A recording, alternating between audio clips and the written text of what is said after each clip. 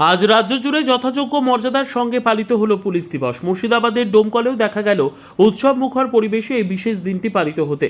এদিন ডোমকল হেরিটেজ একাডেমির ছাত্রছাত্রীদের নিয়ে ডোমকল পুলিশের আধিকারিকরা পথ র্যালির আয়োজন করেন। র্যালির মধ্যে দিয়ে সাধারণ মানুষের মধ্যে সচেতনতা বৃদ্ধি ও পুলিশের সামাজিক দায়বদ্ধতার বার্তা পৌঁছে দেওয়া হয়।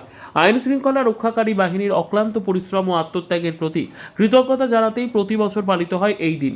প্রতিদিন সাধারণ মানুষের নিরাপত্তা, শৃঙ্খলা ও শান্তি বজায় রাখতে নিজেদের জীবন বাজি রাখেন পুলিশ কর্মীরা।